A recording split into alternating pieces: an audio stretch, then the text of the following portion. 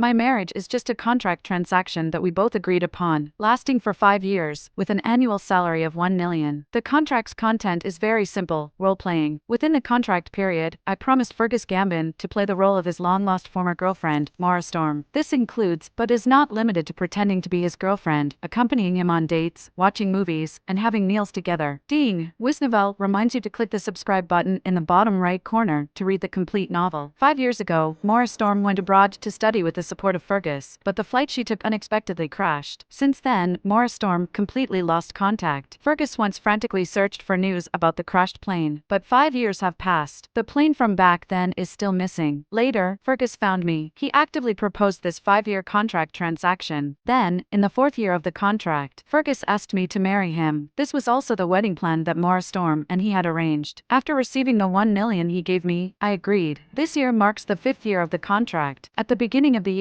Fergus gave me another 1 million and asked me to give birth to a child for him within this year, whether a boy or a girl, he doesn't mind. Similarly, after receiving the money, I agreed once again. After several months of preparing and trying to conceive, yesterday, Fergus and I went to the hospital together for a pregnancy checkup. Finally, we received the good news that I am pregnant. Unexpectedly, when I woke up this morning, I heard Fergus's excited laughter downstairs. Maura, you're finally back. Where have you been for these 5 years? Do you know how long I've been looking for you? Following that was a burst of tears of joy. From a distance, I couldn't distinguish whether it was Fergus's relieved or frightened cry, or Maura's joyful or aggrieved outburst. But strangely, waking up to such a ridiculous scene, my heart was as calm as the ancient well. I couldn't stir up the slightest ripple in my heart, but I knew my task was already completed. Today, it's time for me to leave. As I went downstairs, Fergus was surprised and a bit nervous to see me. Krista, you're awake? Where are you going? Mr. Gambin, congratulations. Maura, you have no idea how much Mr. Gambin missed you during these years you were missing. Look, this is the engagement ring Mr. Gambin had me custom made 5 years ago, with G&M engraved on it representing your and Mr. Gambin's enduring love. Now, it's time to return it to you. I handed a ring box to Maura Storm. The ring itself did not belong to me. Since Fergus forcibly handed it to me 5 years ago, I have kept it in the small box and never opened it again, because I knew, not only did the ring not belong to me, Fergus, this person could never belong to me. Of course, I also knew that I didn't really have any feelings for Fergus Gambin, no liking or disliking. Fergus had someone he liked, and I had someone I liked too. Everything that happened 5 years ago was just a beautiful misunderstanding, an inevitable accident. I needed money, and he needed a stand-in. Krista Medlin, Fergus roared low, warning me. I understood what he meant. Without looking back, I immediately walked out. Sorry, Mr. Gambin, I accidentally fell asleep while cleaning the house yesterday. I will leave now and will definitely not cause any trouble for you and your loved one. Sorry for the disturbance. I will come back another day to have a celebratory drink with you when I have the time. Fergus hesitated to speak something several times. I quickly stopped him. However, we agreed on the service fee for coming to your place. Mr. Gambin, you still owes me the final installment. Of course, I, Krista Medlin, am not someone who lacks manners. Today, I will leave the time to you and your loved one, Mr. Gambin. I will take my leave now. When the final payment is made, we will settle our debts. No debts owed, then each of us will go our separate ways. With these words, I waved to the couple behind me. Not a hint of nostalgia. I left without looking back. That night, I received the final payment, but this money was not transferred to me by Fergus, but by Maura Storm. At the same time, she had a message for me. I can ignore the past, but now that I am back, Fergus Gambin is mine. Krista Medlin, I hope you can disappear from his life now. Alright, thank you for your patronage. I wish Miss Storm and Mr. Gambin 100 years of happiness. Don't worry, you don't need to invite me to your wedding, as I am also too lazy to go out. Also, I have already deleted all of Mr. Gambin's contact information. Miss Storm, you can rest assured that Mr. Gambin has always liked you, not me. Maura Storm did not reply to my message. Shortly after, I received a call from an unknown number. It was from Fergus Gambin. As soon as I recognized his voice, I didn't wait for him to say anything more. I hung up the phone without a word. In passing, I also blocked his new phone number. Just to be safe, that day I went to the phone store and got a new number. But what I didn't expect was, as I left the phone store and walked out, at the door, Fergus was already waiting there. Krista Medlin, you're really practical, aren't you? For a full 5 years, you used me and my resources. And now, as soon as you get the money, you immediately block me, turning your back on me? Fergus was almost gritting his teeth, but I felt puzzled. Mutually beneficial, that's what we agreed on from the beginning. Mr. Gambin, what do you mean by this? Oh, is it because of the child in my belly? Don't worry, if you still want it, I can have it and then have someone return it to you after it's born. After all, this is also part of the promise in our contract. After hesitating for a moment, I looked at him again. If you don't want this child, then give me some money. I'll go to the hospital today and have an abortion." Upon hearing this, his expression changed. "Krista Medlin, how dare you?" He glared at me furiously for a while, but he didn't mention whether I should keep or abort the child, and just turned and left. I found it somewhat amusing, but just in case, I decided not to have an abortion for now. If worst comes to worst, I'll raise the child on my own if Fergus doesn't want to. After all, I have money now, so it wouldn't be a big deal to set aside a small part of the budget to raise a child. As soon as I returned to my parents' house, the next moment, someone came over to deliver a wedding invitation. What? Fergus Gambin is getting married again? Upon hearing this news, my parents were shocked, and even the way they looked at me changed. "Krista, what's going on? Are you having a falling out with Mr. Gambin?" I didn't say a word, just nodded. Seeing that they wanted to pry further, I reluctantly replied, "We just got divorced, nothing major." Divorced? At this, my mom fainted directly. I felt speechless. It seemed that after all these years of me marrying into the Gambin family, they had gotten used to the glory. Suddenly hearing about my divorce from Fergus Gambin, they couldn't bear the shock. The person who brought the invitation, before leaving, specifically instructed me. "Mr. Gambin said the contract period is not over yet, so he requests you to do one last thing for him. You must attend the wedding the day after tomorrow. And, Mr. Gambin asked me to ask you one more thing. Miss Medlin, if it were your wedding, what kind of wedding style would you like?" After hearing this, I couldn't help but smile. Why does it sound like this wedding is being held for me? But obviously that's not possible. As soon as Maura returned, Fergus couldn't wait to send out invitations everywhere, preparing for the wedding. Naturally, the bride was undoubtedly Maura Storm. Seeing me not responding, the person delivering the invitation really didn't intend to leave. I had no choice but to casually say, "Of course, the wedding I like is the more expensive, the better. If Mr. Gambin is really thoughtful, then arrange the most expensive wedding. After all, our CEO Gambin is not short of money or people. Maybe he can really make a fuss about it."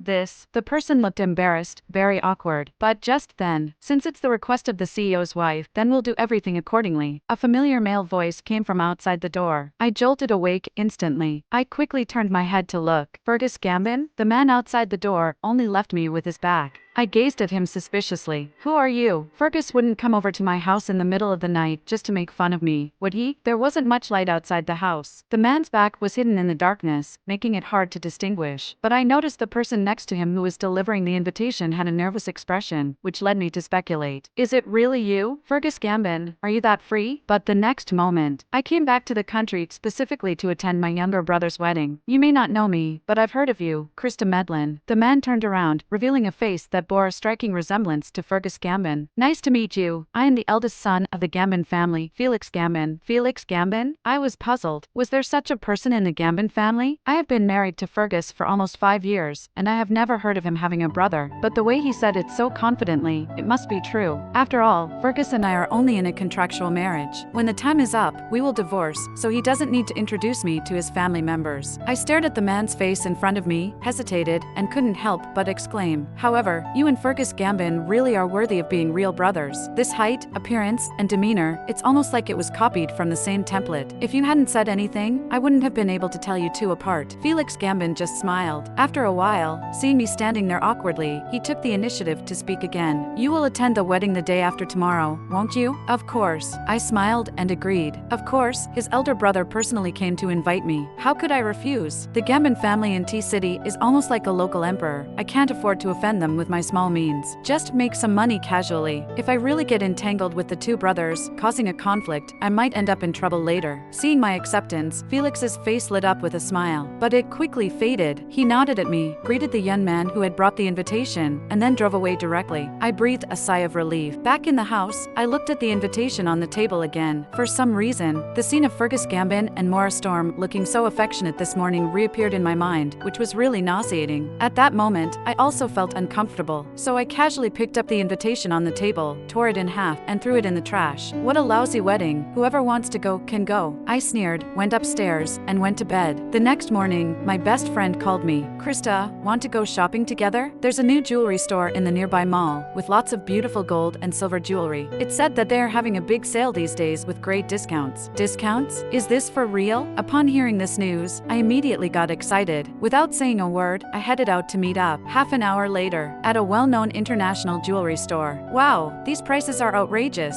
As my friend and I browsed the jewelry store, we whispered in amazement, feeling like typical countryside folks visiting the city, looking a bit out of place. My friend leaned in and whispered to me, even with the discount, they are still quite pricey. They just opened and are offering an 11.2% discount these days. If you like something, I'll get it for you as a gift, Krista. No wonder you're my friend, so generous. I laughed heartily, flattering her. And at that moment, an untimely voice suddenly interrupted. Oh, who do we have here? It's the abandoned woman who was kicked out by the Gambin family, isn't it? At the words, both my friend and I paled. We quickly turned to look. Abby Wise? So, it's you little wench. What's the matter? It's true that Mr. Gambin is preparing to marry a virtuous wife, but I haven't heard that the wife he's going to marry is you, Abby Wise. Tisk, your name is sweet, but why do you always smell so repulsively sour all the time? At the words, Abby Wise was also furious. Krista Medlin, you sure have a sharp tongue. I didn't want to engage with her, but Abby Wise kept on pestering, mocking me. You just got divorced, and now you have the money to shop at this high-end jewelry store? What's the deal? Miss Medlin lost the protection of the Gambin family's high branch and has now found another old man to cozy up to? Her words were extremely offensive, and I was about to explode, just as I was about to lose my temper. But the next moment, so now a man under 30 is already classified as an old man in the country? I just returned to the country, and this is the first time I've heard of it. A tall man's figure conveniently appeared beside us, standing between me and Abby Wise. Krista Medlin, we meet again. My heart inexplicably quickened for a moment. I raised my head and looked at the newcomer. Mr. Gambin? Seeing the newcomer, everyone's eyes widened. And it's no wonder, because the whole T-City is now gossiping about the young CEO of the Gambin family divorcing his wife and preparing to marry the returning lover, Maura Storm, who disappeared for 5 years. Everyone envies Maura Storm's good fortune, but at the same time, they all mock my wishful thinking. I, without any family background, married Fergus Gambin, a handsome and wealthy CEO. To the locals in T-City, it seemed like I, an ugly duckling, was turning into a white swan because of the help of Fergus. When Fergus Gambin and I first got together, we faced a lot of criticism from many people. It was only because of the contract terms that I reluctantly agreed. While Maura Storm is the daughter of the Storm family, it can be said that she and the Gambin family are a perfect match, and everyone approves of their union. Now, first Maura Storm reappeared after 5 years, and then Fergus Gambin made a high-profile invitation to all the guests in the city, preparing for a grand wedding for her. Along with me, the ugly duckling became the focus of attention for countless people in the city. However, Maura Storm is the bride who is blessed by everyone, while I am the abandoned woman whom everyone mocks and looks down upon. Why are you here? I lowered my head, not daring to meet his eyes. Perhaps because I was used to Fergus's past indifference towards me, and his brother, Felix Gambin, had a similar face to him. Now that he suddenly became enthusiastic, I felt quite uncomfortable. Both are members of the Gambin family. One brother is truly cold and aloof. The other is indeed kind and approachable. You forgot, we made plans yesterday. I came to the jewelry store today to buy you some jewelry and accessories that you like, so you can wear them at the wedding tomorrow. Felix Gambin smiled very gently, with a hint of elegance. This kind of temperament simply couldn't exist in Fergus.